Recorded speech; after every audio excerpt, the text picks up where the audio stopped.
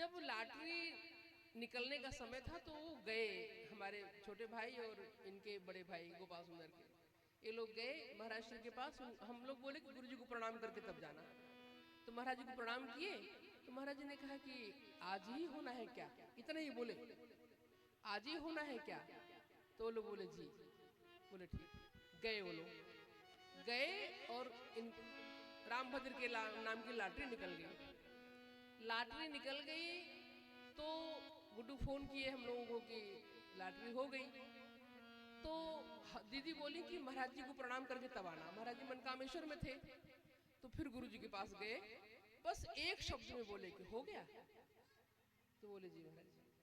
फिर लो मतलब, और उस न पहले कोई चर्चा न उसके बाद कभी उन्होंने बताने की कोशिश की कि नहीं हमारे कारण अगर कोई किसी कुछ दे देता है छोटी चीज तो लोग इतने हावी हो जाते हैं कि हमने ये किया, हमने ये किया।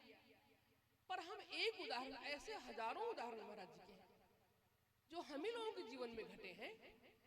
तो हम केवल इतना कह रहे थे कि भगवान के सामने प्रस्तुति कैसी होनी चाहिए। हमारे गुरु जी तो इतने समर्थ थे और हम नहीं समझते कि महाराज जी नहीं है। हमारे गुरु जी कहते थे कि नर्मदा गुरु के रूप में मिलती है, और सचमुच ये नर्मदा जी अगर आपकी दृष्टि उनके प्रति गुरु भाव हो तो नर्मदा गुरु के रूप में दिखती हैं, और महाराज जी इन्हीं के रूप में आज भी समस्याओं को सुनते हैं।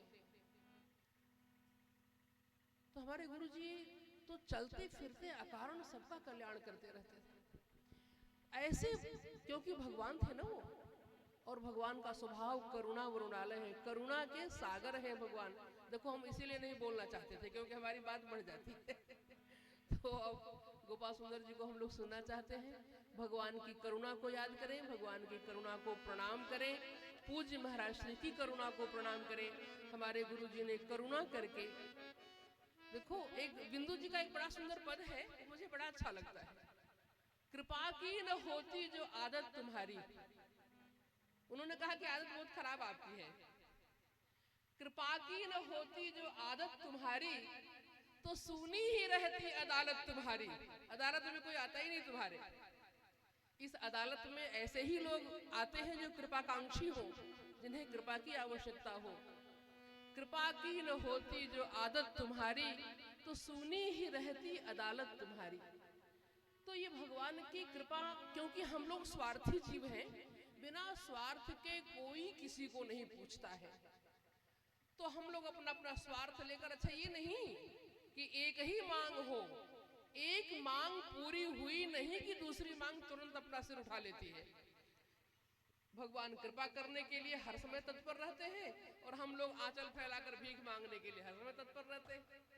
नहीं कोई अपनी बात है तो अपने पड़ोसी की बात लेकर पहुंच गए, नाते रिश्तेदार की बात लेकर पहुंच गए।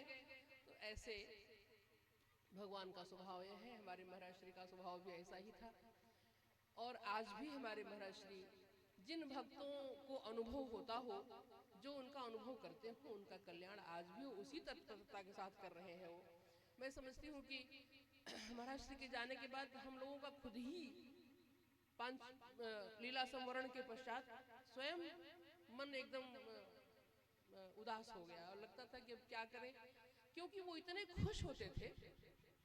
कोई छोटा सा भी काम करके जाओ, छोटी सेवा करके भी जाओ, तो वो इतने प्रसन्न होते थे।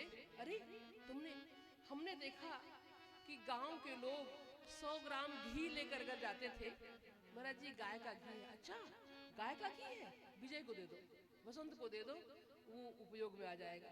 हर चीज का इतना सम्मान, करोड़ों अरबों रुपया पॉकेट में लेकर बड़े बड़े लोग महाराज जी के सामने खड़े रहते थे, पर उनको समय बाद में मिलता था, गांव के लोगों को पहले समय मिलता था और उनकी सुनवाई पहले होती थी और वो यहीं की भाषा में बात करते थे, शुद्ध बुंदेलखंडी में बात करते थे महाराज जी। जब यहाँ के लोग पहुंच जाए तो, और यहाँ के लोग कहीं बाहर भी मिल जाए तो महाराज श्री बड़े प्रसन्न होते थे। अरे नरसिंहपुर से आए हैं, आए हो। तो इस तरह से भगवान का स्वभाव है।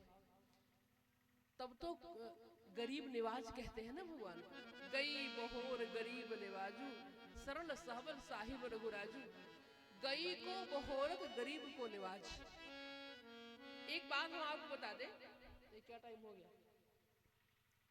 इसी में देखो सचिन बढ़ जाता है टाइम, आप कहते हैं कि टाइम बढ़ गया।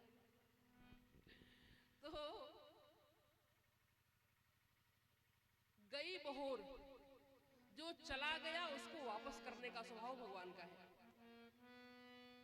यश चला जाए तो उसको वापस कर दे, धन चला जाए तो वापस हो जाए, पर एक चीज ऐसी है जो चली जाए तो वापस आ ही नहीं सकती।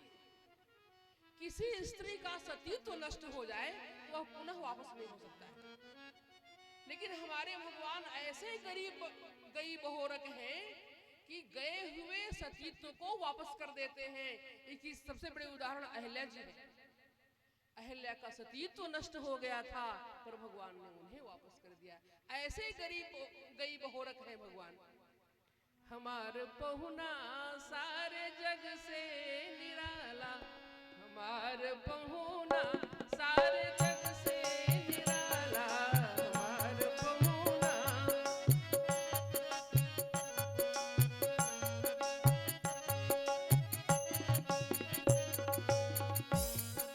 सांवला सलोना सुठ सुंदर सुजान, सांवला सलोना सुठ सुंदर सुजान, सत्य संध साधु सकल सद्गुण निधान, सत्य संध साधु सकल सद्गुण निधान, अपार करुणा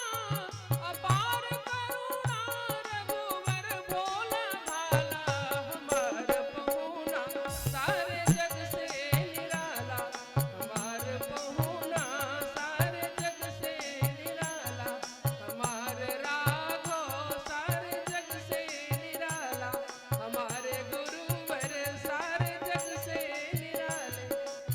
और ये बड़ा पद हम एक लाइन और सुनाएंगे।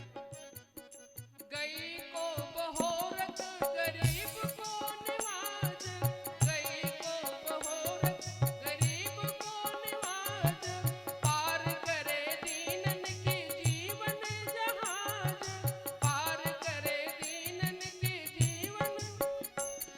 उदार भावना रघुवर भोला भाला, हमार पहुना सारे जग से निराला, हमार पहुना।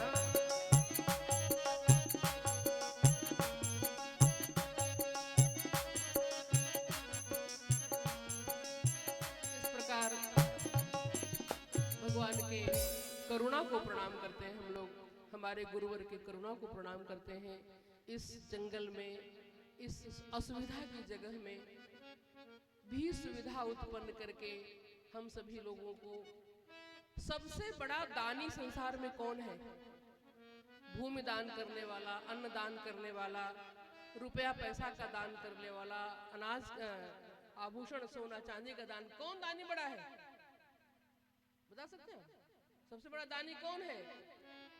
व्रज की गोपिकाओं ने बताया कि दानी कौन है सबसे बड़ा। भुवि गृह्णन्ति ते भूरिदा जना, जो आपकी कथा का दान करते हैं वो सबसे बड़े दानी हैं। तो हमारी माँ नर्मदा, हमारे गुरुवर भगवान, हमारे ठाकुर जी वह प्रदान कर रहे हैं आपको जो सामान्य लोगों से संभव नहीं है। तो अब हमारे परम दानी श्री गोपाल सुंदर जी यहाँ विराजमान है। गोपाल सुंदर जी के समय का हमने बहुत अतिक्रमण कर लिया। अब आप, हमारा आग्रह है गोपाल सुंदर जी व्यासासन पर समासीन हो और अपनी मधुर वाणी से हम सभी लोगों को आप प्लावित करें। श्री गोपाल सुंदर जी।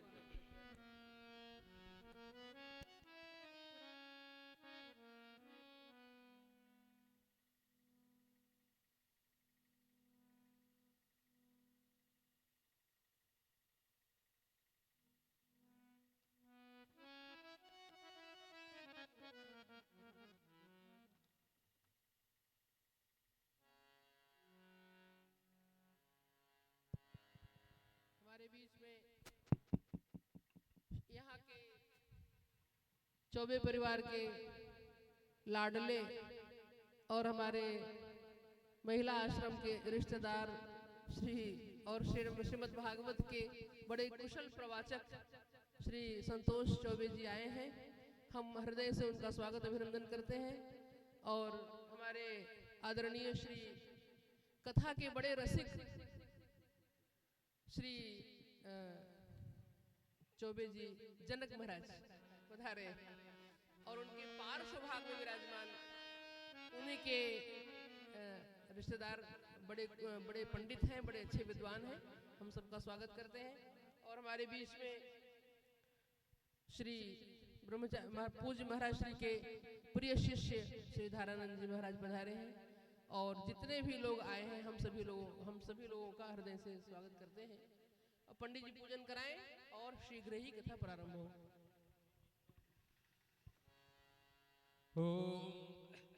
वागीसाद्या सुमनसः सर्वार्थानामुपक्रमे यमनत्वाकृतकृत्या सुस्तं नमामि गजाननं त्र्याचम्या ॐ केशवाय नमः, ॐ नारायणाय नमः, ॐ माधवाय नमः। हस्तौ प्रक्षाल्य ऋषिकेशाय गोविन्दाय नमो नमः। पवित्रीकरणाम् ओम पवित्रः पवित्रो वा स्रवावस्थांगतो विवायः स्मरेत् पुण्डरीकाक्षं सबाह्याभ्यन्तरः सुजे पुण्डरीकाक्ष पुनातु पुण्डरीकाक्ष पुनातु पुण्डरीकाक्षः। हस्ते अक्षतपुष्पान् कृत्वा अज्ञानतिमिरान्धस्य ज्ञानाञ्जलशलाकया चक्षुरुन्मीलितं येन तस्मै श्रीगुरुवे नमः। श्रीगुरुचरणकमलेभ्यो नमः, माधवचरणकमलेभ्यो नमः। हरिः ॐ मा भद्रं कर्णेभिः शृणुयाम देवा, भद्रं पश्येमाक्षभिर्यजत्राः स्थिरैरङ्गैस्तुष्टो वा कुशस्थानो ब्रव्यासेमाहिदेवाहितं ददायोः शतमिन्नो शरदो अन्ते देवा यत्रांश्चक्राजरशं तनो नाम पुत्राशो जत्रा पितरो भवन्ति मानो मध्यारेरिखतायुर्गन्तोः आदितिद्योरादितिरन्तरिक्षमादिते माता स पिता स पुत्रः विश्वे देवा आदितेः पञ्चजना आदितिर्जातमादितिर्जनित्वं द्योः शान्तिरन्तरिक्षकं शान्तिः पृथिवी शान्तिरापः शान्तिरोषधयः शान्तिः वनस्पतयः शान्तिर्विश्वे देवाः शान्ति ब्रह्म शान्तिः सर्वगं शान्तिः शान्तिरेव शान्तिः श्यामा शान्तिरेधि यतो यतः समेहसे ततो नो अभयं कुरु सम्नः कुरु प्रजाभ्यो भयं नः पशुभ्यः शान्तिर्भवतु सर्वरिष्टशान्तिर्भवतु। श्रीमन्महागणाधिपतये नमः, मङ्गलमूर्तये नमः। हस्ते पुष्पाणि कृत्वा ध्यानम् योऽन्तः प्रविश्य मम वाचमिमां प्रशक्तां सञ्जीवयत्यखिलशक्तिधरः शताम्ना अन्यास्तहस्तचरणश्रवणत्वगादीन् प्राणान् नमो भगवते पुरुषाय तुभ्यं। श्रीमन्नारायणाय नमः, श्रीप्राणपुरुषोत्तमाय नमः। ध्यानं ध्यानार्थे अक्षतपुष्पाणि समर्पयामि नमस्करोमि। सर्वोपचारार्थे गन्धाक्षतपुष्पाणि समर्पयामि नमस्करोमि। ॐ अस्वस्यत्वा विष्णः सक्नाद्धोपयामि देवयजने पृथिव्याः मखायत्वा मख्यसत्वा शीर्ष्णे अस्वसत्वा विष्णः सक्नाद्धोपयामि देवयजने पृथिव्याः मखायत्वा मख्यसत्वा शीर्ष्णे मखायत्वा मख्यसत्वा शीर्ष्णे चन्द्रमा अपसन्तरा सुवर्णो धावति दिवीरयं विसङ्गं बहुलं बृहस्पतिं हरिरेति कनिक्रदता। धूपम् आघ्रापयामि प्रत्यक्षदीपं सन्दर्शयामि हस्तप्रक्षालनं नैवेद्यं निवेदयामि।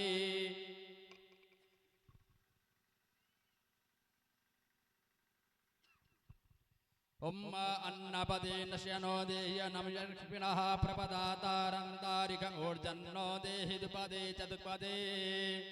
निवेद्यं निवेदयामि निवेद्यान्ते आत्मनियं जलं समर्पयामि। प्राणाय स्वाहा पानाय स्वाहा व्यानाय स्वाहा उदानाय स्वाहा समानाय स्वाहा। ब्रह्मणे नमः मध्ये मध्ये पानीं त्रापुष्टम् आत्मनियं जलं समर्पयामि। हिरण्यगर्भः क्षमवर्तताग्रे भूतसजातः पतिरेक आसी सदाधार पृथिवीं द्यामुदे मां कस्मै देवाय हविखाभिधेम जनेन जनमयजन्त देवास्तानि धर्माणि प्रथमान्यासन्न तेहनाकं महिमानः सचन्दजित्रपूर्वे साध्याः सन्ति देवाः प्रार्थना पूर्णनन्तानन्तकोटि नमस्कारान् समर्पयामि नमस्करोमि श्रीमन्नारायणाय नमः श्री प्राणपुरुषोत्तमाय नमः ओम व्यासाय व्यासरूपाय विष्णवे नमो वै ब्रह्मनिधये वसिष्ठाय नमो नमः श्री व्यासाय नमः व्यासरूपाय नमः शुकदेवाय नमः ध्यानं ध्यानार्थे सर्वोपचारार्थे ओम माल्यादीन सुगंधेने मालत्यादीन पप्रहो मया हर्तानि पुष्पाणि पूजार्थं प्रतिगृह्यताम्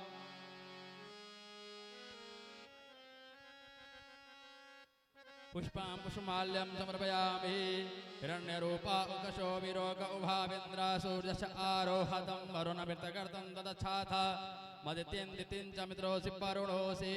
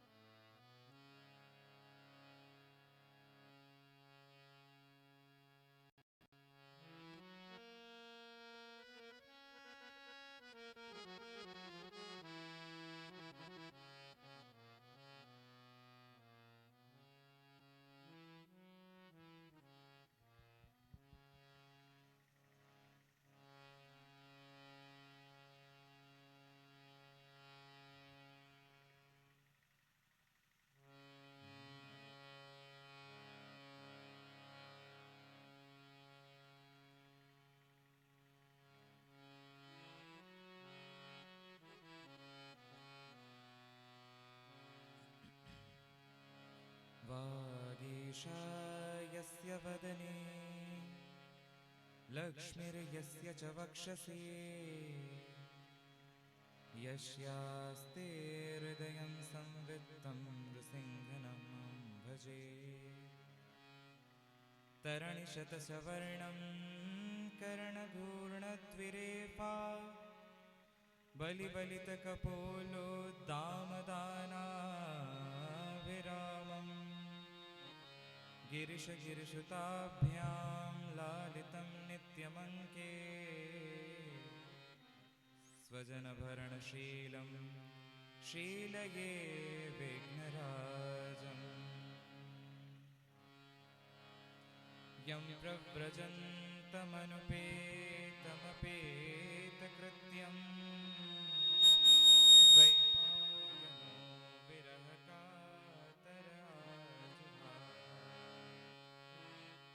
पुत्रेति तन्मयतया तरवोऽभिनेदुः तं सर्वभूतहृदयं मुनिमानतोऽस्मि कान्तिः स्थितामृषतु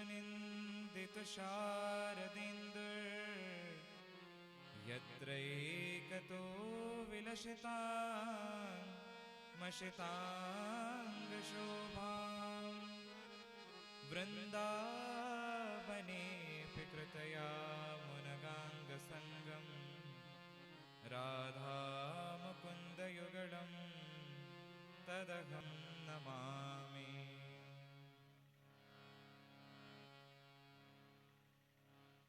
वृन्दावनं सखिभुवो वितनोति कीर्तिम् यद्देवकी सुतपदाम्बुदलब्धलक्ष्मी गोविन्दवेणुमनुमत्तमयूरनृत्यं प्रेक्ष्यादृशान्मपरतान्यसमस्तसत्त्वम्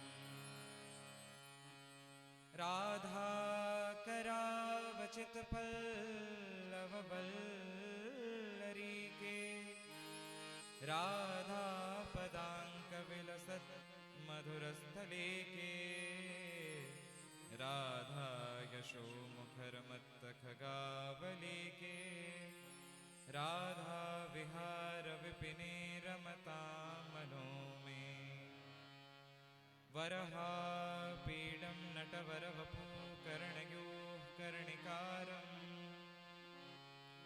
विव्रतवासः कनककपिशं वैजयन्तीं च माला रन्ध्रान् वेणो रधरसुधया पूरयन् गोपवृन्दैः वृन्दारण्यं स्वपदरमणं प्राविशद्गीतकीर्तिः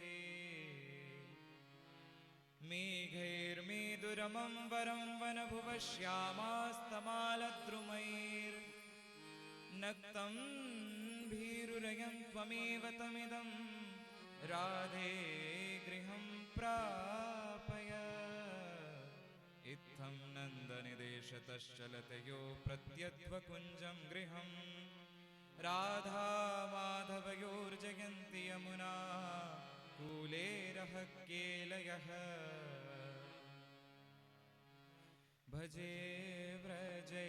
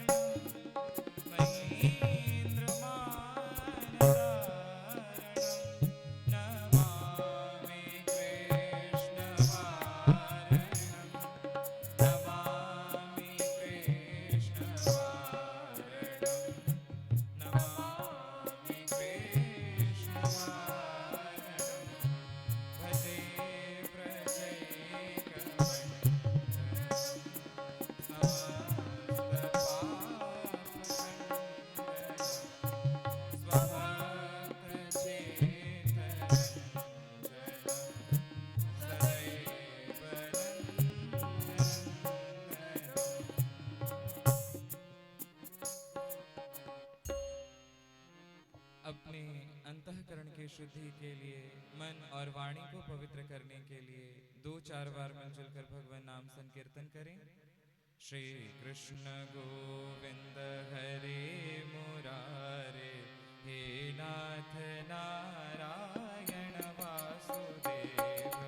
श्री कृष्ण गोविंद हरे मुरारे, हे नाथ नारायण वासुदेव।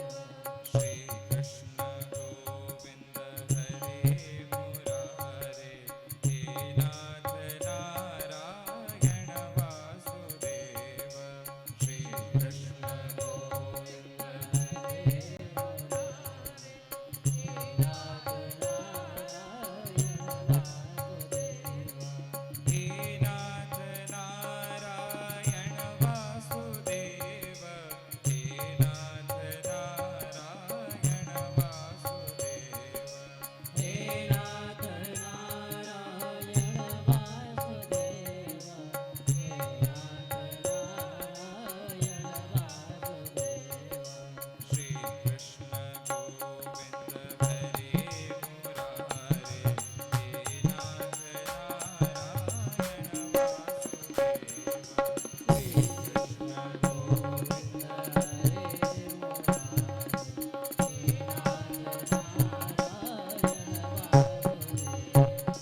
प्यारे जरा तो मन में विचारो, क्या साथ लाए अरुले चलोगे।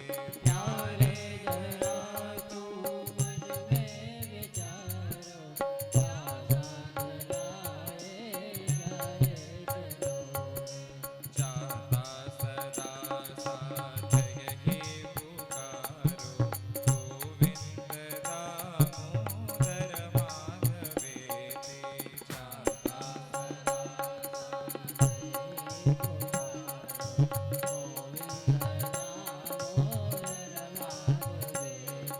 गोविंद दामोदर माधवेति। हे कृष्ण हे यादव हे सखेति। गोविंद दामोदर माधवेति, हे कृष्ण हे यादव हे सखेति। श्री कृष्ण गोविंद हरे मुरारे, हे नाथ नारायण वासुदेव। श्री कृष्ण गोविंद हरे मुरारे, हे नाथ नारायण वासुदेव। गृहे गृहे गोपवधू कदम्बा, सर्वा मिलित्वा समवाप्य योगम्। गृहे गृहे गोपवधू कदम्बा, सर्वा मिलित्वा समवाप्य योगम्। पुण्यानि नामानि जपन्ति नित्यम्, गोविन्द दामोदर माधवेति। पुण्यानि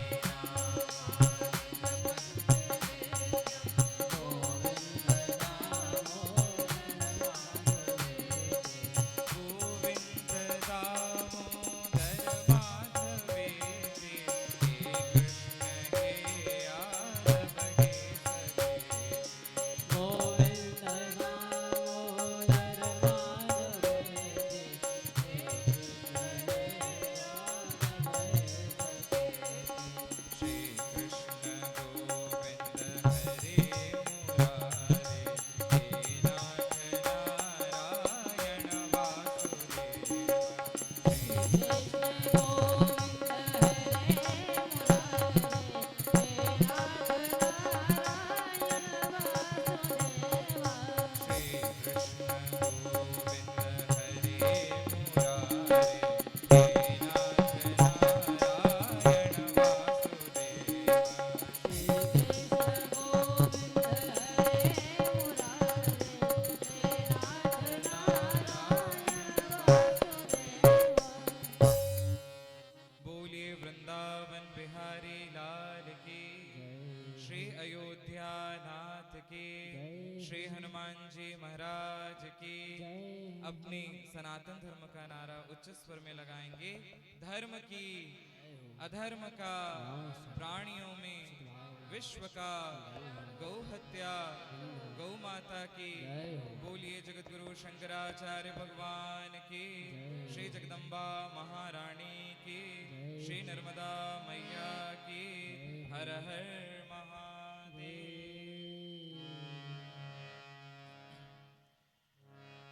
नित्य प्रातः स्मरणीय हमारे जगतवंद्य, हमारे आराध्य, हमारे श्री गुरुदेव भगवान, हम उनके श्री चरणों में कोटिशः प्रणाम करते हैं। परम आदरणीय श्री दीदी जी के श्री चरणों में प्रणाम। परम श्रद्धेय श्री ब्रह्मचारी जी के श्री चरणों में प्रणाम। हमारे परम श्रद्धेय श्री कलाकार बंधु, हमारी बालिकाएं, आप सभी भगवत कथा रस रसिक श्रोता वृंद, महानुभाव, माताएं, बहनें,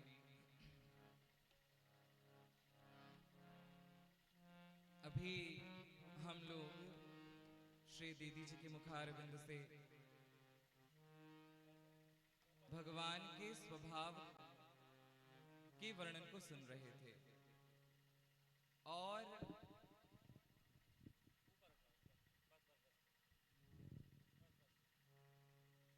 भगवान की नाम महिमा को भी श्रवण कर रहे थे।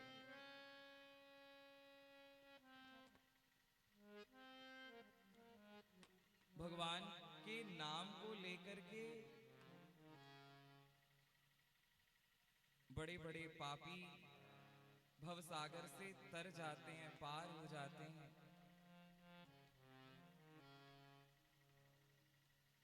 भगवान को कोई बड़े प्रेम से भी भजता है और कोई वैर भाव से भी भगवान का भजन करता है। आप सभी लोग कल श्रवण कर रहे थे कि भगवान की स्तुति पितामह भीष्म ने की और स्तुति करके भगवान के धाम को प्राप्त हुए पितामह भीष्म। कहते हैं श्रीमद् भागवत जी में धृतराष्ट्र के भी सद्गति का वर्णन है।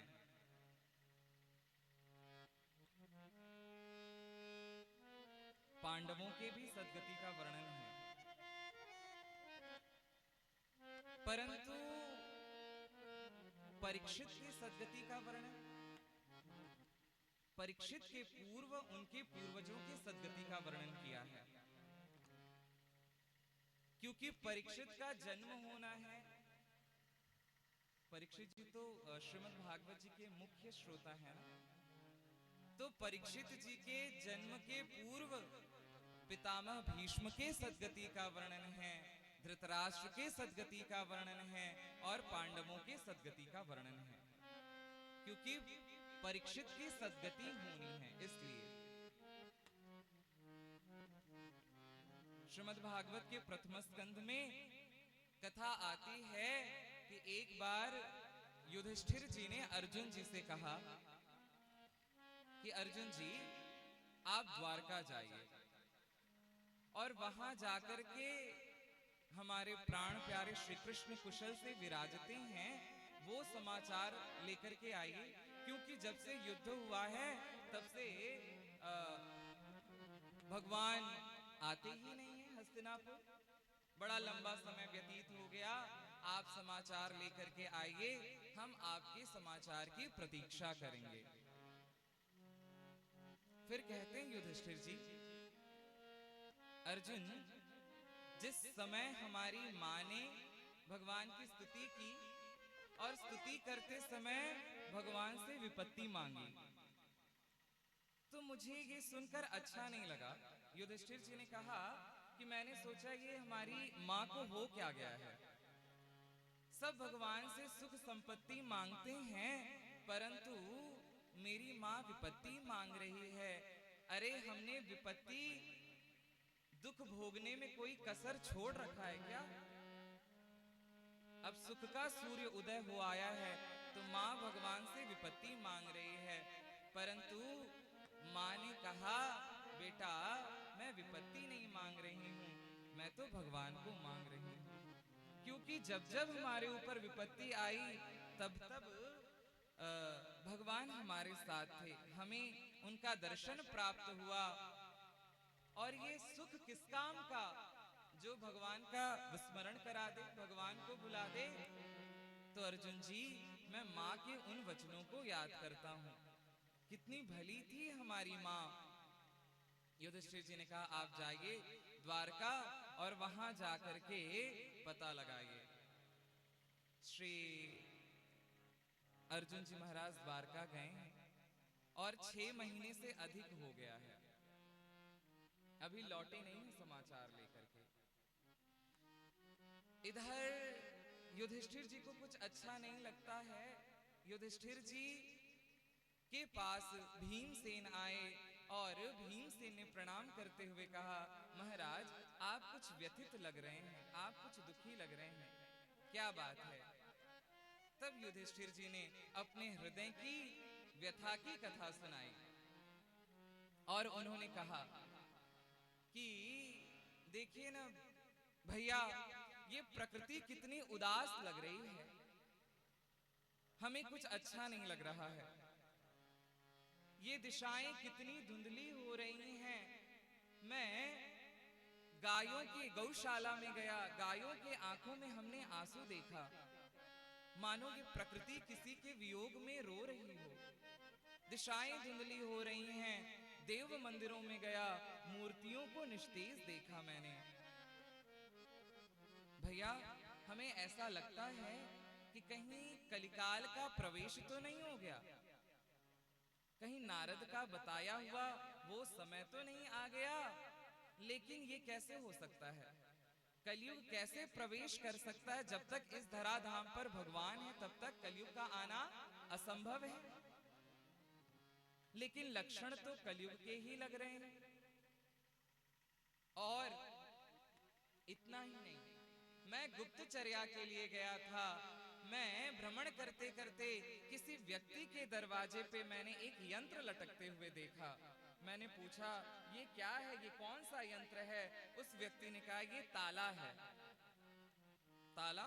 युधिष्ठिर जी ने कहा, ये ताला क्या होता है? मैं तो नहीं जानता। तब उस व्यक्ति ने कहा, महाराज अब तो चोर उचक्के, हाँ, जहां तहां डाकू लोग आते हैं, चोर आ रहे हैं, सभी लोग आके घर से धन लेकर के चले जाते हैं। महाराज, जहां तहां हमारा धन सुरक्षित नहीं, हमारे लोग सुरक्षित नहीं हैं, इसलिए उनकी रक्षा करने के लिए हमने अपने घरों में ताला लगा रखा है। तब युधिष्ठिर जी ने कहा, अरे नहीं नहीं, ये नहीं हो सकता, ऐसा अधर्म नहीं हो सकता। मैं तो धर्म हूं ना, धर्म के रहते ऐसा अधर्म कैसे हो सकता है? भैया, हमें तो ऐसा लगता है ये अधर्म हो रहा है, इसका मतलब कलिकाल ने प्रवेश कर लिया। लेकिन नारद का वचन कैसे सत्य हो सकता है जब भगवान इस धराधाम पर हैं? दोनों भाई बात कर ही रहे थे कि इतने में ही अर्जुन जी आए। देखा अर्जुन को, निस्तेज पाया अर्जुन जी महाराज को। रथ से नीचे उतरे, दोनों भाइयों को प्रणाम किया। अर्जुन के बदन पर विषाद के बादल छाए हुए थे। ऐसा लग रहा था कि कहीं ये आंसू बनकर अभी बरस ना पड़े। निस्तेज देखा अर्जुन को। युधिष्ठिर जी ने कहा, क्या हो गया अर्जुन, आप इतने व्यथित क्यों हैं, दुखी क्यों हैं? हमारे श्याम सुंदर अपने परिजनों के साथ द्वारका में कुशल से विराजते तो हैं ना? क्या हो गया, तुम कुछ बोलते क्यों नहीं हो? क्या तुम शरण आए की रक्षा नहीं कर पाए? या किसी प्रथम जिमाने योग्य स्त्री या वृद्ध बालक को बिना भोजन कराए तुमने भोजन कर लिया, जो आर्य पुरुषों को शोभा नहीं देता? तुम कुछ बोलते क्यों नहीं हो? यहाँ पे बहुत सुंदर वर्णन है। क्षत्रिय किन किन परिस्थितियों में दुखी हो सकता है, उन उन परिस्थितियों का वर्णन किया है युधिष्ठिर जी ने। क्यों तुम्हारे ऊपर विषाद के बादल हैं? क्या बात है, बताओ। क्या अंतिम प्रश्न पूछा। क्या जिनके बिना हमारा तुम्हारा रहना इस धराधाम पर असंभव है, क्या वो श्याम सुंदर हमारे बीच नहीं रहे क्या? इस अंतिम प्रश्न ने अर्जुन के धैर्य के बांध को तोड़ दिया। और अर्जुन जी बोल पड़े, वंचितो हम महाराज हरिणा बंधुरूपिणा। वंचितो हम महाराज, महाराज हमें लूट लिया गया, हम लुट गए। आप जिन जिन का नाम कुशल लेकर समाचार कुशल पूछ रहे हैं ना, वो प्रभु एक ब्राह्मण के शाप को निमित्त बना करके स्वधाम गमन अपने धाम को पधार गए और अपने परिकरों के साथ भगवान अपने धाम में चले गए। उनका स्वधाम गमन हो गया महाराज। जिनके कृपा से हमने मत्स्य भेदन किया, जिनके कृपा से हमने खांडव वन अग्नि को समर्पित की, जिनके कृपा से हमने द्रौपदी को प्राप्त किया, जिनके कृपा से हमने सुभद्रा का हरण किया, जिन्होंने कुरुक्षेत्र के मैदान में मेरा सारथ्य किया, उन्होंने मेरा कितना अविवेक सहा, वो श्री कृष्ण हमारे और आपके बीच में नहीं रहे। देखिए ना भैया, जब तक श्री कृष्ण हमारे बीच में थे तब तक हमारा तेज, हमारा बल, हमारा पराक्रम हमारे साथ था, परंतु भगवान चले गए तो हमारा तेज भी चला गया, हम निस्तेज हो गए, हमारा बल, हमारा पराक्रम सब चला गया। मैं वही अर्जुन, ये मेरा गांडीव, ये किसी काम का नहीं। मैं आ रहा था कुछ यादव स्त्रियों की रक्षा करते हुए, उन स्त्रियों को साधारण भीलों ने लूट लिया। मैं वही अर्जुन हूं, ये वही मेरा गांडीव है। लेकिन जब तक श्री कृष्ण थे हमारी शक्ति थी, हमारे गांडीव में ताकत थी, परंतु श्री कृष्ण चले गए, हम निस्तेज हो गए, हमारी शक्ति चली गई। युधिष्ठिर जी ने नेत्र बंद कर लिया, झरझर झरझर नेत्रों से आंसू आने लगे और हाथ ऊपर करके कहते हैं, गोविंद, अब कौन इस घोर कलिकाल में चीर बढ़ाएगा? अब तो दुशासनों की संख्या बढ़ जाएगी, अब आप नहीं हैं तो हम भी अब रह करके क्या करेंगे? तो पांडव पांचों और द्रौपदी भगवान का नाम लेकर के अपने राज्य का त्याग किया। परीक्षित जी युवान हो गए थे, उनका राज्य तिलक किया और फिर निकले और भगवान के एक एक उपकार को याद करते हुए जा रहे हैं। जो लूटे न फेंके पड़े कभी, जो लूटे न फेंके पड़े कभी, मुझे वो मधुर मुस्कान दे। जो लूटे न फेंके पड़े कभी, जो लूटे न फेंके पड़े कभी, मुझे वो मधुर मुस्कान दे। मैं तो कब से तेरी शरण में, मैं तो कब से तेरी शरण में हूँ। मेरे ओर तू भी तो ध्यान दे। जो लूटे न फेंके पड़े।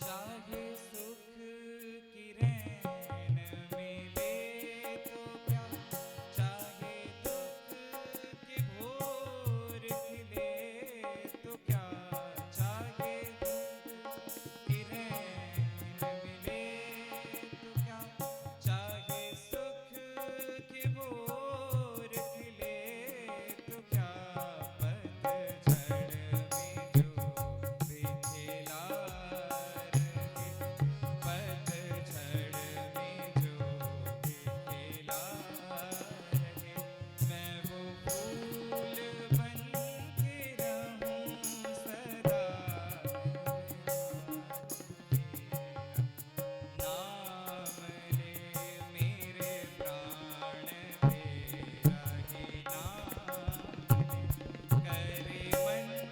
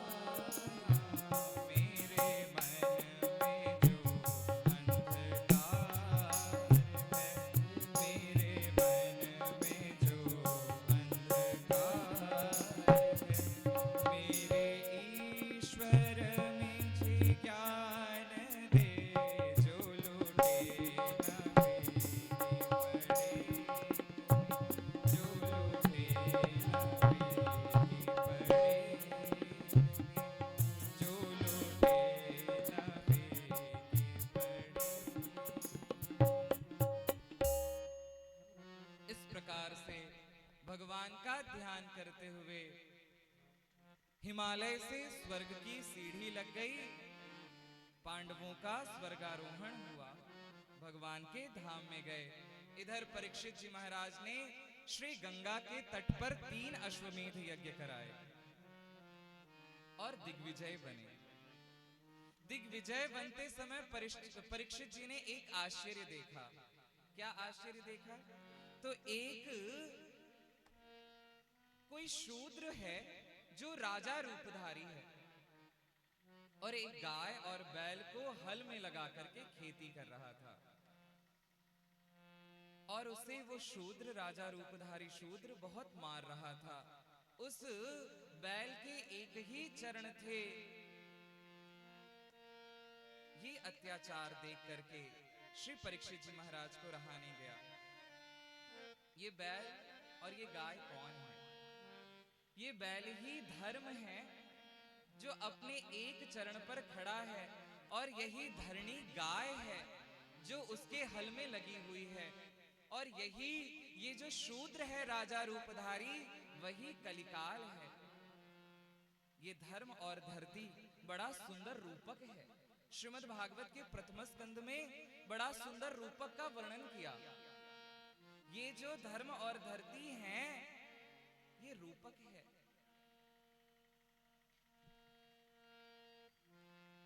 ये देखकर अच्छा नहीं लगा। धर्म एक ही चरण पर क्यों? कहते हैं जिस युग में धर्म के 4 चरण हों उसे सतयुग कहते हैं, और जिस युग में एक चरण कट जाए, 3 चरण पर खड़ा रहे, उसे त्रेता कहते हैं। 2 चरण कटे हों और 2 चरण पर खड़ा हो जिस युग में, उसे द्वापर कहते हैं।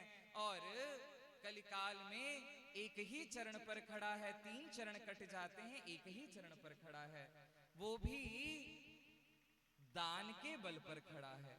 इस घोर कलिकाल में दान की बड़ी महिमा है। सत्यम नास्ति तपः शौचम दया दानम न विद्यते। न सत्य दिखाई देता है इस कलिकाल में, न दया है किसी के अंदर, न तप है, और न ही भजन की ही प्रवृत्ति है, परंतु एक ऐसा ही है जो दान है। वही दान के ही चरण पर धर्म खड़ा है।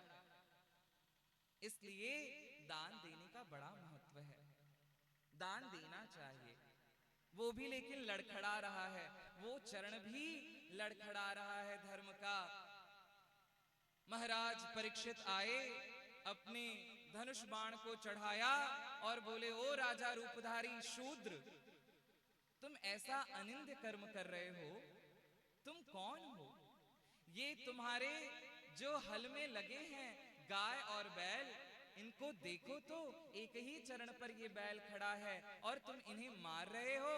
मैं तुम्हें जीवित नहीं छोड़ूंगा, मैं तुम्हें अभी मार देता हूं। कली पुरुष समझ गया ये परीक्षित जी महाराज हैं। तुरंत अपना राजसी चिन्ह उतार कर फेंक करके परीक्षित जी के श्री चरणों में आया और कहता है, महाराज मेरी रक्षा कीजिए, मैं आपके शरण में आया हूं। आपने धर्म और धरती की रक्षा की तो ये आपका कर्तव्य है। अगर शरण आए की रक्षा नहीं करेंगे, मैं आपके शरण में आया हूं, शरण आए की रक्षा करना आपका धर्म होगा। तो महाराज जरा याद कीजिए, ये परीक्षित जी महाराज जो हैं, इनके भविष्य वाचन में ब्राह्मणों ने पहले ही कह दिया था कि ये शरणागत वत्सल होंगे। महाराज शिव के समान शरणागत वत्सल हैं ये। कहते हैं भागवतकार, न ते गुडाकेश यशोधराणाम बद्धांजलिर्भय भयमस्त किंचित न वर्तितव्यं भवता कथंचन क्षेत्रे मदीये त्वमधर्म बंधु न ते गुडाकेश यशोधराणाम। गुडाकेश किसे कहते हैं? अर्जुन जी महाराज को गुडाकेश कहते हैं, जिन्होंने मोह निद्रा को जीत लिया है। ऐसे अर्जुन जी महाराज और उनके वंश में उत्पन्न हुए श्री परीक्षित जी महाराज। न ते गुडाकेश उनके यश को धारण करने वाले श्री परीक्षित जी महाराज हैं।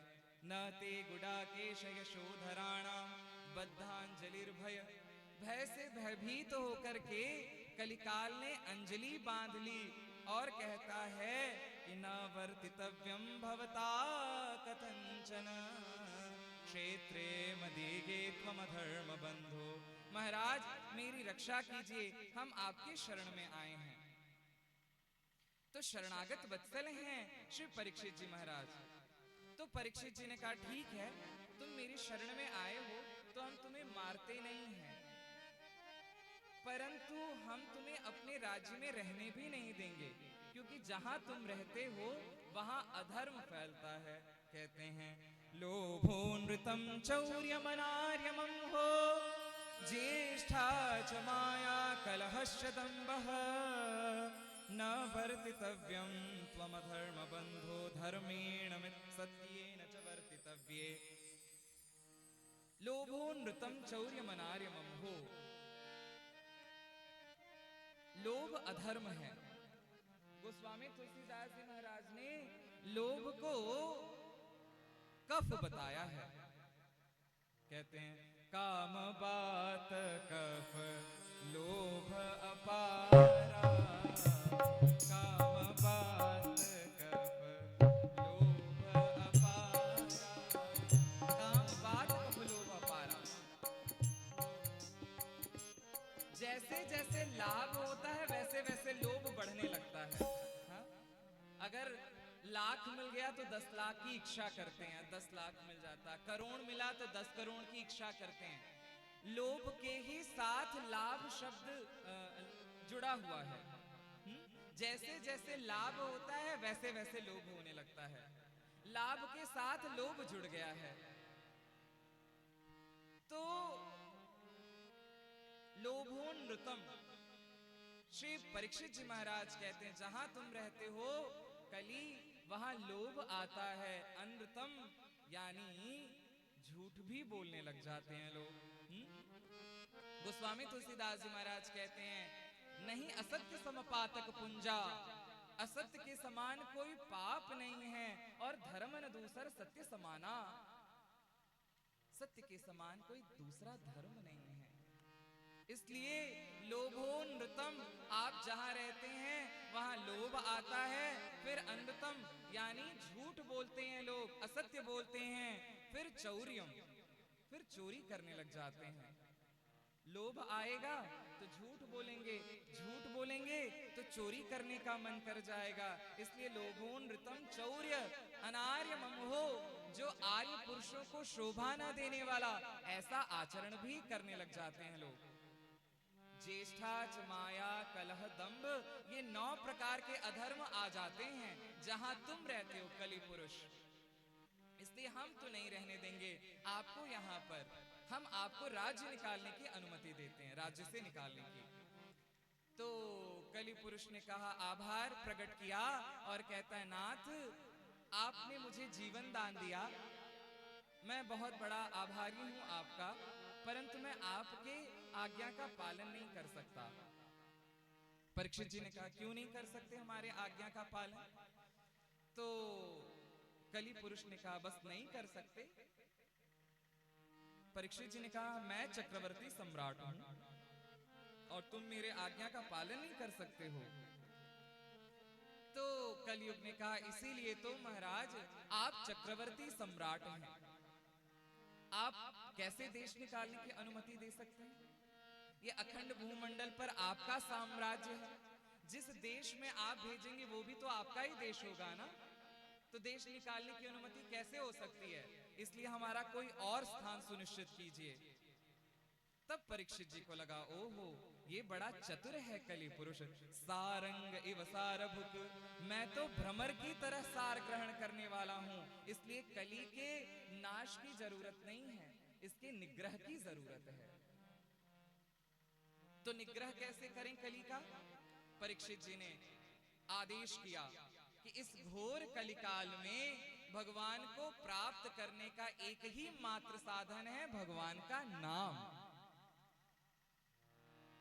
गोस्वामी तुलसीदास जी महाराज कहते हैं, नहीं कलि कर मनु भक्ति विवेक, नहीं कलि कर मनु भक्ति विवेक, राम नाम अवलंबन एक, राम नाम अवलंबन एक, कलियुग केवल नाम आधारा, कलियुग केवल नाम आधारा, सुमिरे सुमिरे नर उतरे ही पारा, सुमिरे सुमिरे नर उतरे ही पारा।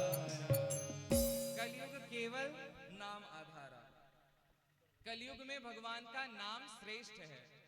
कहते हैं कि जो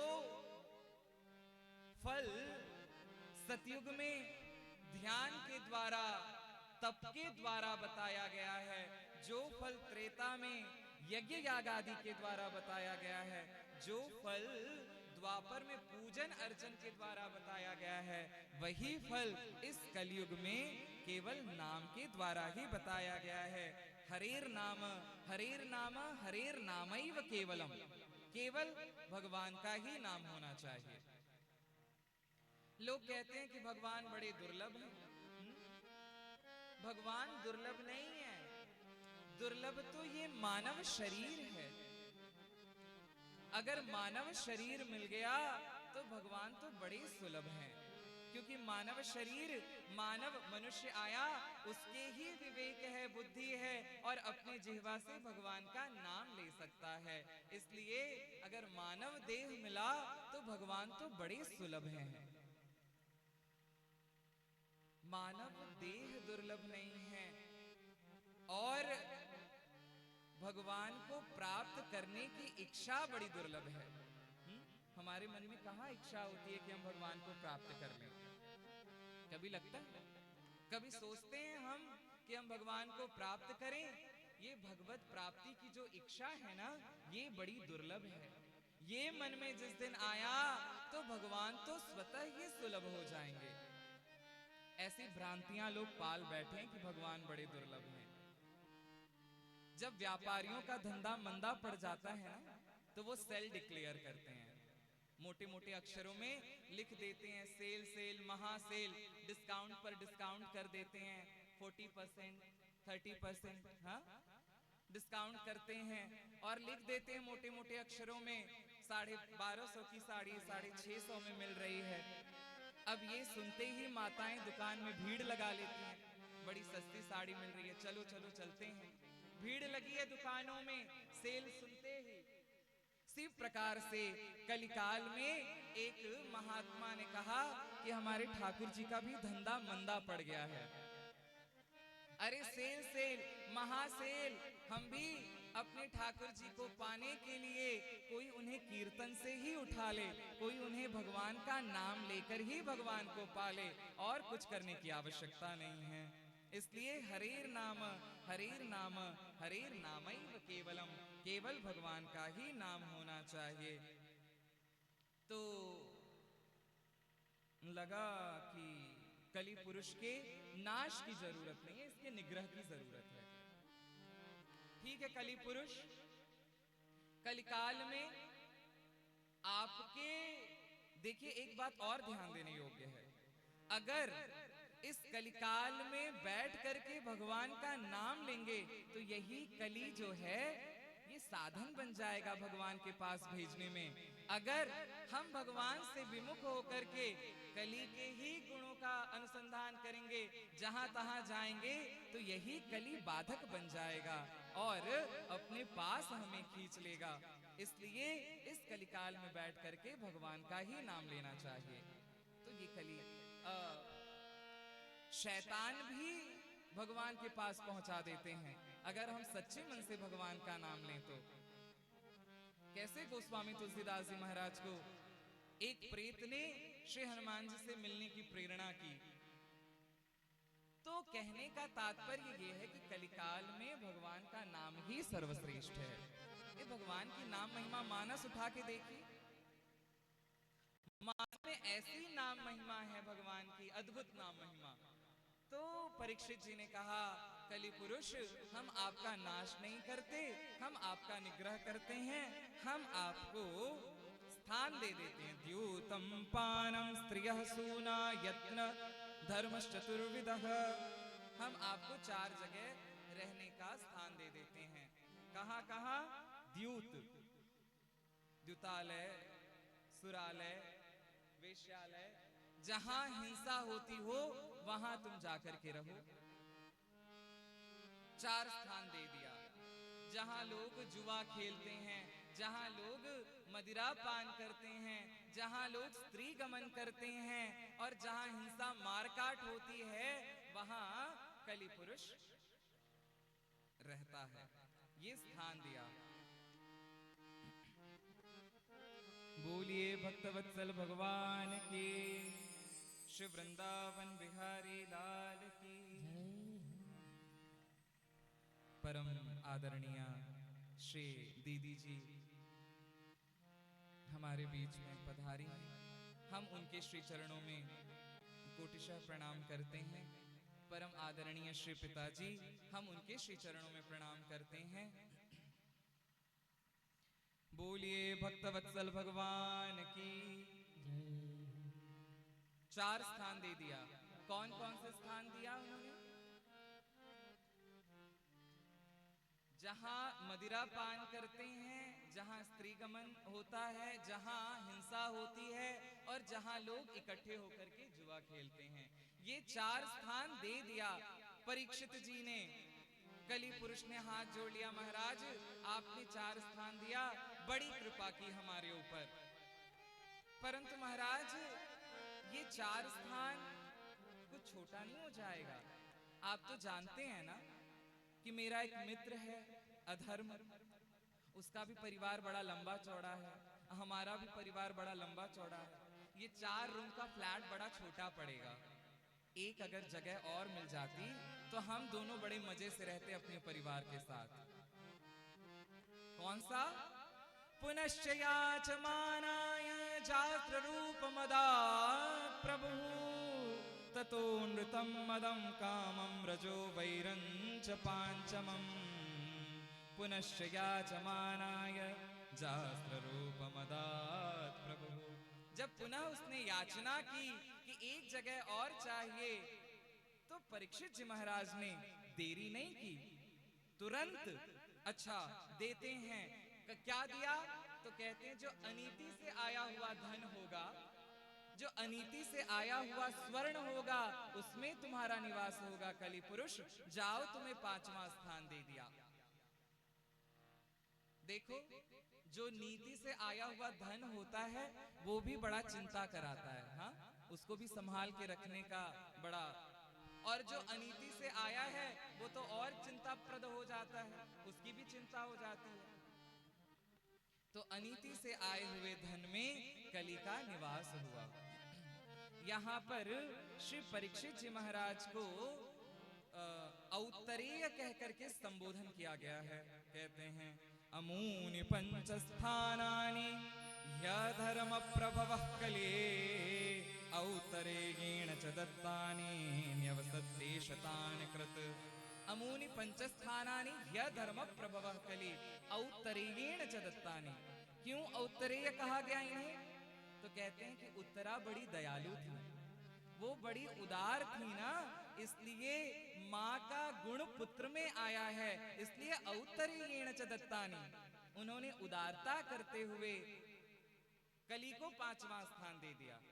अब देखिए, ये तो बड़ा अच्छा किया, उदारता तो बड़ी अच्छी की, परंतु कोई योग्य हो अगर उस पे उदारता वर्ती जाए तो वो तो समझ में आती है।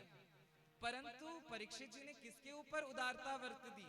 तो कहते हैं कि कलिकाल के ऊपर, जो अयोग्य है, जो इन्हीं को आगे चल करके भारी पड़ने वाली है।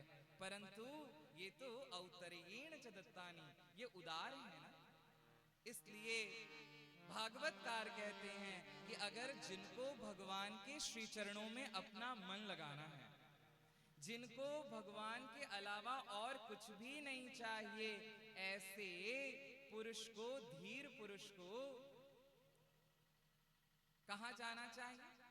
इन कली के स्थानों में नहीं जाना चाहिए, क्योंकि जहां द्यूत है वहां असत्य है, और जहां सुरा है वहां मद है, जहां स्त्री है वहां संग है, और जहां क्रोध है वहीं हिंसा होती है। इसलिए जो बुद्ध पुरुष हैं, जो समझदार हैं, वो कली के इन स्थानों पर नहीं जाते हैं।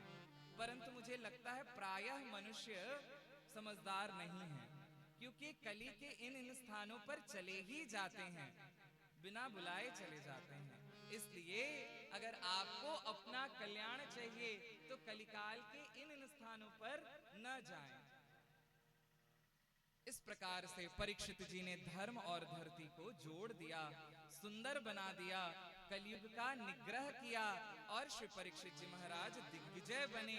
एक दिन महाराज परीक्षित अपने राज्य का कोष खोलकर बैठे हुए थे, और उस खजाना में चित्र विचित्र हीरे जवाहरात देख रहे थे कि उनकी एक दृष्टि मुकुट पर पड़ी, जो जरासंध का मुकुट था। अपने मस्तक का मुकुट हटाया, अपने हाथ में दर्पण लिया और उस मुकुट को अपने मस्तक पर रखा। वो मुकुट बड़ा सुंदर लगा उन्हें, जरासंध का मुकुट था वो, क्योंकि राजसूय यज्ञ के समय भीमसेन ने जरासंध का वध किया, तो वो मुकुट इनके कोष में आ गया था, लेकिन आज तक किसी ने उसको लगाने की जरूरत नहीं की। परंतु आज परीक्षित जी ने उस मुकुट को लगाया, दर्पण देखा, ये बड़ा सुंदर है, आज इसी को पहनकर आखेट के लिए जाएंगे। अश्व को तैयार किया, अश्व पर श्री परीक्षित जी महाराज बैठे, अपने तरकश में बाणों को रख लिया, कंधे पर धनुष रखा, मस्तक पर किरीट, और किरीट के अंदर, मुकुट के अंदर वही कली पुरुष निवास किया, क्योंकि अनीति का स्वर्ण था, राक्षस का स्वर्ण था। इसलिए उसमें अब तो महाराज कलयुग तो अपने घर के ही ओर ले जाएगा। महाराज परीक्षित के विवेक शून्य हो गए। आखेट करते समय परीक्षित जी महाराज, मध्याह्न का समय हुआ, धूप जोर की लग रही थी, भूख लगी, प्यास लगी, तो उनके मन में आया निवारण करना चाहिए, जल पी लेना चाहिए। दूर देखा तो एक मुनि का आश्रम दिखाई दिया। उस मुनि के आश्रम में गए, शमीक मुनि का आश्रम था। वहां गए तो अश्व से नीचे उतरे और आश्रम में प्रवेश किया। मस्तक पर कलयुग है ना, अगर कली पुरुष नहीं होता तो विवेक होता इन्हें, तो ये सबसे पहले अपना पादत्राण उतारते, धनुष बाण को साइड में रखते, अपना किरीट उतार कर रखते, और बड़े विनीत भाव से श्री परीक्षित जी महाराज जाते आश्रम में ऋषि के पास। परंतु मस्तक पर कलयुग है, इसलिए विवेक की विस्मृति हो गई, और फिर परीक्षित जी सशस्त्र अंदर प्रविष्ट हुए, और वहां जाकर के ऋषि के पास गए। देखा तो ध्यानस्थ हैं शमीक, नेत्र बंद हैं, ध्यान चल रहा है। परीक्षित जी महाराज को लगा कि मैं आया हूं और इन्होंने मुझे जल के लिए भी नहीं पूछा, कुछ खाने के लिए दिया नहीं, आसन भी नहीं दिया। मन में क्रोध हुआ उन्हें, और क्षोभ भी हुआ कि राजा नारायण का स्वरूप होता है, ये ऋषि देखकर हमें नाटक कर रहे हैं, ये समाधिस्थ हैं, मैं तब से आया हूं, न आसन दिया न जल दिया। राजा नारायण का स्वरूप होता है। बस विवेक की विस्मृति तो थी ही, अपने धनुष की नोक से वहीं एक मृत सर्प पड़ा था, उसे उठाया और ऋषि के गले में पहना दिया। श्री परीक्षित जी महाराज ऐसा कर सकते हैं? जो श्री परीक्षित जी अपने हस्तारविंद से पुष्पों की माला पहनाया करते थे ऋषि मुनियों को, आज ये मृत सर्प, ये कैसे? ये और कुछ नहीं, ये अनीति से जो स्वर्ण धारण किया था, कली पुरुष था, वो तो अपने घर की ही ओर ले गया और इनसे ऐसा अविवेक पूर्ण कर्म कराया। श्री परीक्षित जी महाराज वहां से चले गए और ऋषि के गले में माला पहनाई। इसलिए श्री परीक्षित जी महाराज बच गए। अगर मस्तक पर पहनाते, अगर मस्तक पर ब्रह्मरंध्र पर रखते तो तत्क्षण वहीं परीक्षित जी महाराज की मृत्यु हो जाती, परंतु गले में पहनाए।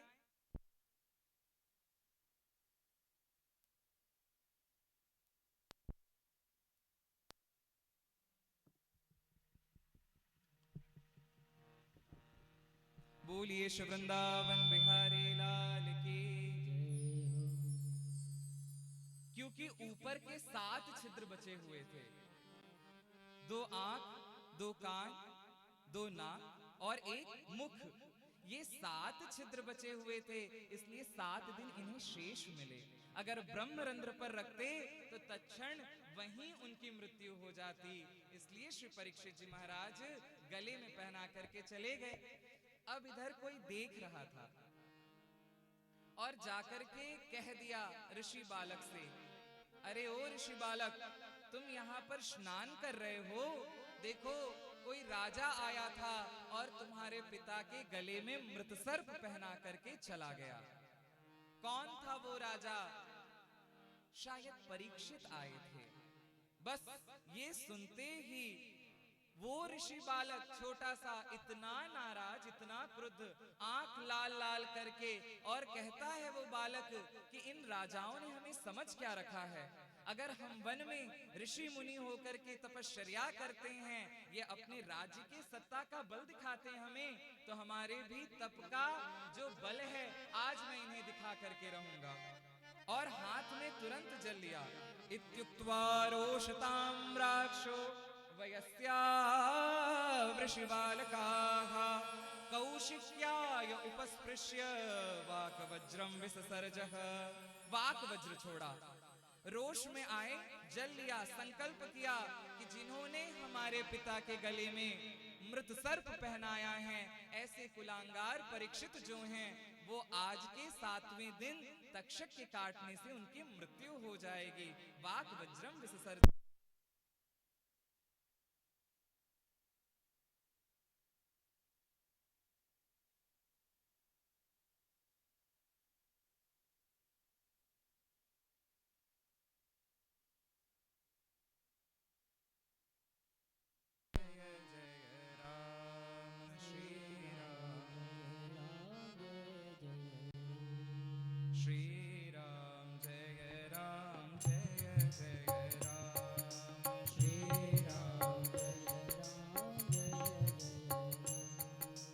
वज्रम विससर्जः। वाक वज्र छोड़ा, श्राप दिया। एक बात ध्यान देने योग्य है, जब परीक्षित मां के गर्भ में थे, तब किसी ब्राह्मण ने, किसी गुरु पुत्र ने इनके ऊपर ब्रह्मास्त्र का प्रयोग किया था, वज्र का प्रयोग किया था। तो उस समय किसने रक्षा की परीक्षित की? तो कहते हैं उस समय तो भगवान थे, भगवान ने रक्षा की। श्रीमद दीर्घ चतुर्बाहु तप्त कांचन कुंडलम, अंगुष्ठ मात्र रूप बना के उत्तरा के गर्भ में प्रवेश किया और फिर परीक्षित की रक्षा की। परंतु इस समय भी किसी ब्राह्मण बालक ने वाक वज्र छोड़ा है। अब इनकी कौन रक्षा करेगा? अब तो भगवान भी नहीं है, स्वधाम गमन हो चुका है। तो कहते हैं कि अभी भी इनकी रक्षा भगवान ही करेंगे। कौन भगवान करेंगे? तो कहते हैं श्रीमद् भागवत, क्योंकि उद्धव जी के सामने भगवान ने कहा था कि तिरोधाय प्रविष्टोयम श्रीमद् भागवतार्णवम्, मैं श्रीमद् भागवत जी में प्रवेश कर रहा हूं, ये मेरी वांग्मयी मूर्ति है, इसलिए अब श्रीमद् भागवत जी इनकी रक्षा करेंगे। यानी भगवान श्री कृष्णचंद्र ही इनकी अभी भी रक्षा करेंगे। तो वाक वज्र। और एक बात ध्यान देने योग्य है, कहना होगा कि भगवान के स्वरूप में आए हुए श्री सुखदेव जी महाराज ही इनकी रक्षा करेंगे। जो भगवत स्वरूप हैं, जो भगवान के रूप में श्री सुखदेव जी हैं, वो परीक्षित जी की रक्षा करेंगे इस वाक वज्र से। अब रोता हुआ बालक, छोटा सा ऋषि का बालक आया। रोता हुआ जब आया तो शमीक मुनि के नेत्र खुले, समाधिस्थ थे ना, उनकी आंखें खुली और देखा पुत्र रो रहा है। देखो कैसी विलक्षण बात है। परीक्षित जी आए, बैठे रहे, मृत सर्प पहना दिया। ऋषि की समाधि नहीं खुली, परंतु ऋषि बालक जब आया रोता हुआ तो समाधि खुल गई। हाँ? बाहर वाले समाधि नहीं खुलवा सकते हैं, घर वाले ही समाधि खुलवा सकते हैं। छोटा सा बालक रोता हुआ आया, क्या हुआ पुत्र, क्यों रो रहे हो? गोद में बैठ गया। पिताजी आपके गले में मृत सर्प है, किसी राजा ने पहना दिया था और हमने उसे श्राप भी दे दिया है, 7 दिन बाद उसकी मृत्यु हो जाएगी सर्प के काटने से। अरे तुम इतने छोटे से हो, तुमने इतना सब कुछ कर लिया, गले में जो सर्प की माला थी उसे निकाले और निकाल करके फेंक दिया। कौन आया था? नेत्र बंद करके ध्यान किया ऋषि ने, ओ हो, ये तो साक्षात परम भागवत श्री परीक्षित जी महाराज हैं। बेटा तुमने ये क्या कर दिया?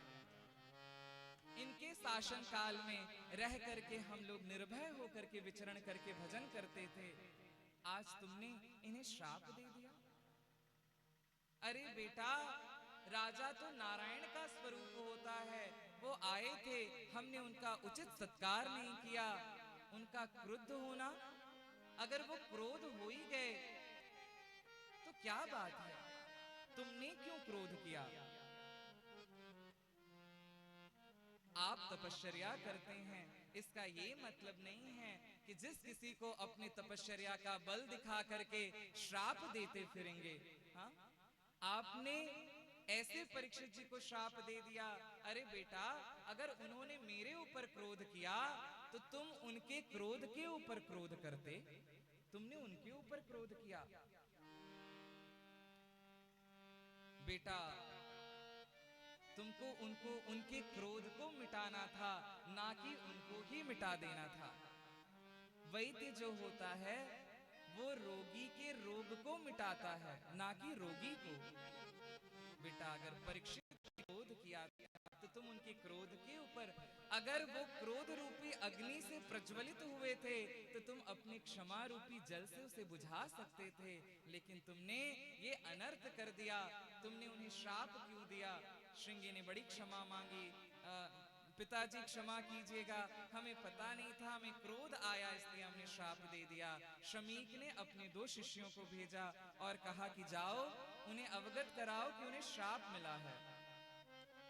श्री परीक्षित जी महाराज जब राज्य में आए, अपने मुकुट उतारा तो उन्हें बात याद आई सब, ओ हो, हमसे बड़ा अनर्थ हो गया, अविवेक पूर्ण कर्म हो गया जो हमें नहीं करना था।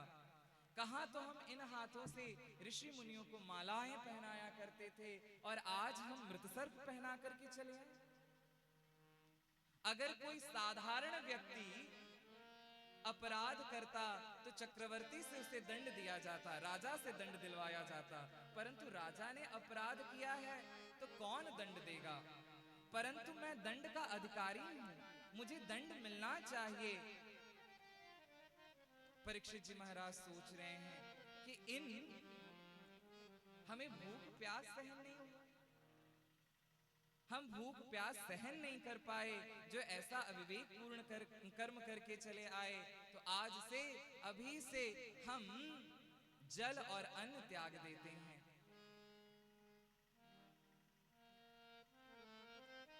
अपने आप को कठोर दंड दिया, इस राजगद्दी पर नहीं बैठेंगे, हमें दंड मिलना चाहिए। भगवान से प्रार्थना करते, नाथ आप हमें दंड दीजिए। इतने में ही ऋषि बालक आए, स्वागत सत्कार किया परीक्षित जी ने। बालकों ने कहा कि महाराज आपको ऋषि बालक ने श्राप दिया है, तक्षक के काटने से 7 दिन ही आपके पास शेष हैं, आपको जो करना है कर लीजिए, हम आपको अवगत कराने आए हैं। परीक्षित जी बड़े प्रसन्न हुए। परीक्षित जी को लगा हम तो भगवान से अभी दंड मांग ही रहे थे कि भगवान ने हमारा दंड सुनिश्चित कर दिया। आहा, ठाकुर की कितनी कृपा है कि मुनि ने श्राप दिया है हमें। मानस में अहिल्या जी भी कहती हैं कि मुनि ने श्राप दिया तो बड़ा अच्छा किया। मुनि श्राप जो दीन्हा अति भल कीन्हा, परम अनुग्रह मैं माना। मुनि श्राप जो दीन्हा अति भल कीन्हा, परम अनुग्रह मैं माना। मुनि ने श्राप दिया, अनुग्रह किए हैं हमारे ऊपर, अच्छा किया, श्राप दे दिया। दक्षिणा दे करके विदा किया बालकों को। और परीक्षित जी को लगा न ये राज्य बचा सकती है, न सत्ता, कुछ काम का नहीं है। अब हमें यहाँ से राज्य का परित्याग करके चले जाना चाहिए।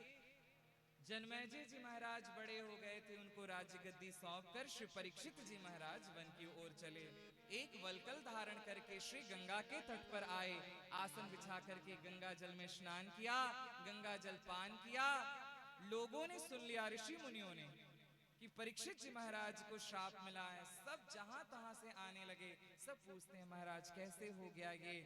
परीक्षित जी बड़े प्रसन्न हुए, अगर श्राप नहीं मिलता तो आप महानुभावों का दर्शन कैसे होता। ऋषियों के श्री चरणों में प्रणत हो रहे हैं और हाथ जोड़ करके सबसे विनती कर रहे हैं कि महाराज हमारे पास 7 ही दिन शेष हैं, हम अपने मरण को मंगल कैसे बनाएं। आप हमारे ऊपर अनुग्रह कीजिए, कृपा कीजिए, हम अपने मरण को मंगल बनाना चाहते हैं। परंतु ऋषि मुनियों को ये लगता है कि ये कितने त्यागी हैं श्री परीक्षित जी महाराज। हम तो कंद मूल खा करके, फलहार करके, जल पी करके जीवन यापन करते हैं, परंतु परीक्षित जी तो केवल गंगा जल ही पी करके समय बिता रहे हैं और हमसे कोई गुरु बनने को तैयार नहीं है। कोई परीक्षित जी महाराज के मरण को मंगल बनाने को तैयार नहीं है, क्योंकि कोई कुछ समझ ही नहीं पा रहा है कि क्या करना चाहिए और क्या नहीं करना चाहिए। श्री परीक्षित जी महाराज कहते हैं सप्ताहम जीवितावधि, हमारे पास केवल 7 दिन हैं, आप कृपा करके बताइए कि हमें क्या करना चाहिए। तक्षक के काटने से मृत्यु होगी। सभा लगी हुई थी ऋषि मुनियों की, सबसे पूछ रहे हैं, कोई जवाब नहीं दे रहा है कि इतने में ही तत्रा भवद भगवान व्यास पुत्रो यदृच्छया गामटमानो नपेक्षः अलक्ष्यलिंगो निजलावतुष्टो वृतश्च बालैरवधूतवेषः तत्रा भवद भगवान व्यासपुत्रो। कौन प्रकट हुआ? तो कहते हैं तिरोधान होना और प्रकट होना ये तो भगवान की लीला है। ये कौन प्रकट हुआ सभा के मध्य में? तत्रा भवद भगवान, तो कहते हैं भगवान ही प्रकट हुए। व्यास पुत्रो, व्यास पुत्र के रूप में प्रकट हुए। कौन है ये? श्री सुखदेव जी महाराज हैं। बोलिए श्री सुखदेव जी महाराज की। व्यास पुत्रो यदृच्छया गामटमानो नपेक्षः अलक्ष्यलिंगो निजलाभतुष्टो। कौन है ये? कैसे हैं ये? क्या ये कोई वर्ण पता ही नहीं चल पा रहा है? क्या ब्राह्मण है, क्षत्रिय हैं, वैश्य हैं, शूद्र हैं? अरे नहीं, इनको देखकर तो लगता ही नहीं है। अच्छा, क्या ब्रह्मचारी हैं या गृहस्थ आश्रमी वानप्रस्थी या सन्यासी हैं? अलक्ष्यलिंगो निजलाभतुष्टो, कुछ पता नहीं चल पा रहा है। और इनके इस स्वरूप को देख करके वृतश्च बालैर अवधूत वेशः, बालकों ने घेर रखा है अवधूत भगवान को, और इनकी इस स्थिति को देख करके इनके ऊपर धूल बरसा रहे हैं। छोटे छोटे कंकड़ को मारते हुए इनके पीछे